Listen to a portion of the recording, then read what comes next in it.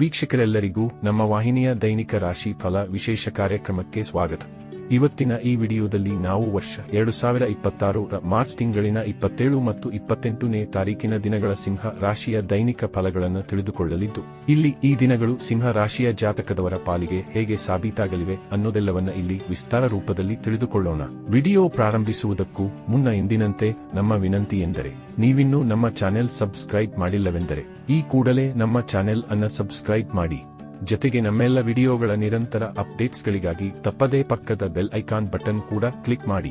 ನಿಮ್ಮ ಜೀವನದಲ್ಲಿಯೂ ಏನಾದರೂ ಸಮಸ್ಯೆಗಳು ಬಾಧಿಸುತ್ತಲಿದ್ದರೆ ಈ ಕೂಡಲೇ ಸ್ಕ್ರೀನ್ ಮೇಲೆ ಕಾಣ್ತಿರುವ ನಮ್ಮ ಗುರೂಜಿ ನಂಬರಿಗೆ ಕರೆ ಮಾಡಿ ಶೀಘ್ರವೇ ಶಾಶ್ವತ ಪರಿಹಾರ ಕಂಡುಕೊಳ್ಳಿ. ವೀಕ್ಷಕರೇ, ಮಾರ್ಚ್ ತಿಂಗಳಿನ 27ನೇ ತಾರೀಕಿನ ದಿನವೂ ಶುಕ್ರವಾರದ ದಿನವಾಗಿರಲಿದ್ದು, ಇಲ್ಲಿ ಚೈತ್ರ ಮಾಸದ ಶುಕ್ಲ ಪಕ್ಷದ ನವಮಿಯ ತಿಥಿ ಇರಲಿದೆ. ಹಾಗೆ ಈ ದಿನದಂದು ಪುನರ್ವಸು ನಕ್ಷತ್ರದ ಗೋಚರದ ಜೊತೆಗೆ ಅತಿಗಂಡ ಹೆಸರಿನ ಯೋಗವಿರಲಿದೆ. ಚಂದ್ರದೇವನು ಈ ದಿನದಂದು ಭಾಗಶಃ ಕರ್ಕರಾಶಿಯಲ್ಲಿ ಗೋಚರಿಸಲಿದ್ದು, ಇಲ್ಲಿ ಸೂರ್ಯದೇವನು ಮೀನರಾಶಿಯಲ್ಲಿ ವಿರಾಜಮಾನನಾಗಿರಲಿದ್ದಾನೆ. ಈ ದಿನದಂದು ಅಭಿಜಿತ ಮುಹೂರ್ತವು ಮಧ್ಯಾಹ್ನದ 12:02 ಹಿಡಿದು ಮಧ್ಯಾಹ್ನದ 12:51 ಇರಲಿದೆ. ಇನ್ನು ಮಾರ್ಚ್ ತಿಂಗಳಿನ 28ನೇ ತಾರೀಕಿನ ದಿನವು ಶನಿವಾರದ ದಿನವಾಗಿರಲಿದ್ದು, ಇಲ್ಲಿಯೂ ಕೂಡ ಚೈತ್ರ ಮಾಸದ ಶುಕ್ಲ ಪಕ್ಷ ದಶಮಿಯ ತಿಥಿ ಇರಲಿದೆ. ಹಾಗೆ ಈ ದಿನದಂದು ಪುಷ್ಯ ನಕ್ಷತ್ರದ ಗೋಚರವಿರಲಿದ್ದು, ಇಲ್ಲಿ ಸುಕರ್ಮ ಹೆಸರಿನ ಯೋಗವಿರಲಿದೆ. ಚಂದ್ರದೇವನು ಈ ದಿನದಂದು ಸಹ ಕರ್ಕರಾಶಿಯಲ್ಲಿ ಗೋಚರಿಸಲಿದ್ದು, ಇಲ್ಲಿ ಸೂರ್ಯದೇವನು ಮೀನರಾಶಿಯಲ್ಲಿ ವಿರಾಜಮಾನನಾಗಿರಲಿದ್ದಾನೆ. ಇನ್ನು ಈ ದಿನದಂದು ಅಭಿಜಿತ ಮುಹೂರ್ತವು ಮಧ್ಯಾಹ್ನದ 12:02 ಹಿಡಿದು ಮಧ್ಯಾಹ್ನದ 12:51 ಇರಲಿದೆ. ವೀಕ್ಷಕರೇ, ಇದು ಈ 2 ದಿನಗಳ ಗ್ರಹ, ನಕ್ಷತ್ರ ಮತ್ತು ಯೋಗಗಳ ಕುರಿತಾಗಿರುವ ಮಾಹಿತಿಯಾಗಿದ್ದು, ಈ ಮಾಹಿತಿಯನ್ನೇ ಆಧರಿಸಿ ಈಗ ಈ ದಿನಗಳ ಸಿಂಹ ರಾಶಿಯ ಫಲಗಳನ್ನು ನೋಡೋಣ. ಮೊದಲಿಗೆ ಇಲ್ಲಿ ಮಾರ್ಚ್ ತಿಂಗಳಿನ 27ನೇ ತಾರೀಕಿನ ದಿನದ ಸಿಂಹ ರಾಶಿಯ ದೈನಿಕ ಫಲಗಳನ್ನು ತಿಳಿದುಕೊಳ್ಳುವುದಾದರೆ, ಈ ದಿನದಂದು ಚಂದ್ರದೇವನು ಕರ್ಕ ರಾಶಿಯ ಮೂಲಕ ನಿಮ್ಮ ದ್ವಾದಶ ಭಾವದಿಂದ ಗೋಚರಿಸಲಿದ್ದಾನೆ. ಹೀಗಾಗಿ ಈ ವಿಶೇಷ ದಿನದಂದು ನಿಮಗೆ ಒಂದಿಷ್ಟು ವಿರೋಧಾಭಾಸದ ಫಲಗಳ ಪ್ರಾಪ್ತಿ ಉಂಟಾಗಬಹುದಾಗಿದೆ. ವಿಶೇಷವಾಗಿ ಈ ದಿನದಂದು ಕೋರ್ಟ್ ಕಚೇರಿಯ ಮೊಕದ್ದಮೆಗಳು ಬರುತ್ತವೆಯಾದರೆ ಈ ಸಂಬಂಧದಲ್ಲಿ ನಿಮ್ಮ ಓಡಾಟವೂ ಕೂಡ ಹೆಚ್ಚಾಗಲಿದೆ. ಅಲ್ಲದೆ ಇಲ್ಲಿ ನಿಮ್ಮಲ್ಲಿ ಬೇಜವಾಬ್ದಾರಿತನದ ಸ್ವಭಾವವೂ ಕೂಡ ವಿಕಸಿತಗೊಳ್ಳಲಿದ್ದು, ಇಲ್ಲಿ ನಿಮ್ಮ ಬೆಲೆ ಬಾಳುವ ವಸ್ತುಗಳ ಕುರಿತಾಗಿಯೂ ನಿರ್ಲಕ್ಷ್ಯ ನಿಮ್ಮದಾಗಿರಲಿದೆ. ಇಲ್ಲಿ ನಿಮ್ಮ ದುಬಾರಿಯೂ ಮತ್ತು ಬೆಲೆ ಬಾಳುವ ವಸ್ತುಗಳ ಕಳ್ಳತನವಾಗುವುದು, ಕಳೆದು ಹೋಗುವುದು ಅಥವಾ ಕೆಟ್ಟು ಹೋಗುವುದು ಕೂಡ ಆಗಬಹುದಾಗಿದೆ. ಈ ದಿನದಂದು ನೀವು ಹೂಡಿಕೆ ಮಾಡುವುದರಿಂದಲೂ ದೂರವಿರಬೇಕು. ಆದರೆ ಈ ದಿನದಂದು ನಿಮಗೆ ಹಿಂದೆ ಮಾಡಿದ್ದ ಹೂಡಿಕೆಗಳಿಂದಾಗಿ ವಿಶೇಷ ಲಾಭದ ಪ್ರಾಪ್ತಿ ಉಂಟಾಗಬಹುದಾಗಿದೆ. ವಿಶೇಷವೆನ್ನುವಂತೆ ಇಲ್ಲಿ ನಿಮಗೆ ಗುಪ್ತಧನದ ಪ್ರಾಪ್ತಿಯೂ ಕೂಡ ಉಂಟಾಗಬಹುದಾಗಿದೆ. ಆದರೆ ಇಲ್ಲಿ ನೀವು ಹೊಸ ಹೂಡಿಕೆಗೆ ಮಾತ್ರ ಮುಂದಾಗಬಾರದು. ಇಲ್ಲದೆ ಹೋದಲ್ಲಿ ಇಲ್ಲಿ ನೀವು ಸಮಸ್ಯೆಗಳಿಗೂ ಸಿಲುಕಿಕೊಳ್ಳಬಹುದಾಗಿದೆ. ಅಲ್ಲದೆ ಈ ದಿನದಂದು ನೀವು ಹಣಕಾಸಿನ ವ್ಯವಹಾರದಿಂದಲೂ ದೂರವಿರಬೇಕು.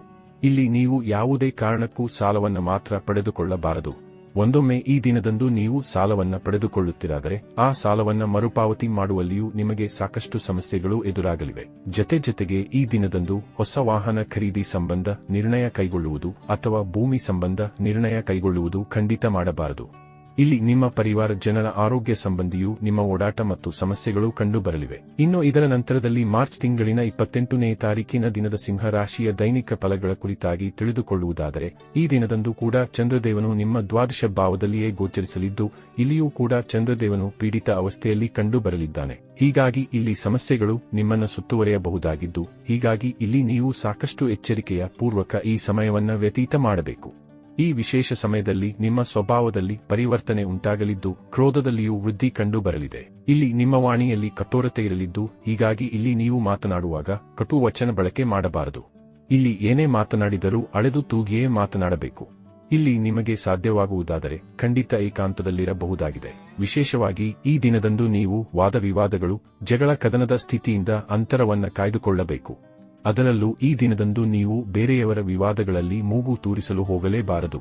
ಇಲ್ಲದೆ ಹೋದಲ್ಲಿ ಬೇರೆಯವರ ವಿವಾದಗಳಲ್ಲಿ ನೀವು ಸಿಕ್ಕಿಕೊಳ್ಳುವ ಸಂಭವವಿರಲಿದೆ. ಇದರ ಜೊತೆಗೆ ಈ ದಿನದಂದು ನೀವು ನಿಮ್ಮ ಕರ್ಮ ಕ್ಷೇತ್ರದಲ್ಲಿಯೂ ವಿಶೇಷ ಜಾಗೃತೆ ವಹಿಸಬೇಕಾದ ಅವಶ್ಯಕತೆ ಖಂಡಿತ ಇರಲಿದೆ.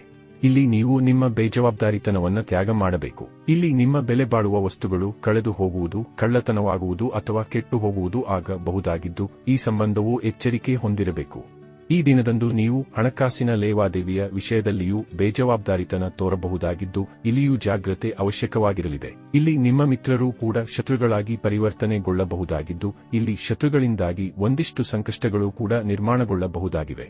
ಇಲ್ಲಿ ಕೋರ್ಟ್ ಕಚೇರಿಯ ಮೊಕದ್ದಮೆಗಳ ಸಂಬಂಧ ನಿಮ್ಮ ಓಡಾಟದಲ್ಲಿಯೂ ಹೆಚ್ಚಳವಾಗಬಹುದಾಗಿದೆ.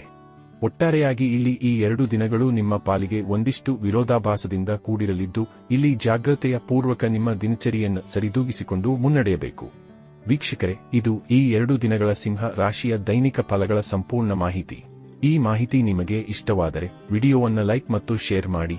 ಹಾಗೆ ಚಾನೆಲ್ ಸಬ್ಸ್ಕ್ರೈಬ್ ಮಾಡುವುದರೊಂದಿಗೆ ನಿರಂತರ ವಿಡಿಯೋ ಅಪ್ಡೇಟ್ಸ್ಗಳಿಗಾಗಿ ತಪ್ಪದೇ ಪಕ್ಕದ ಬೆಲ್ ಐಕಾನ್ ಬಟನ್ ಕೂಡ ಕ್ಲಿಕ್ ಮಾಡಿ.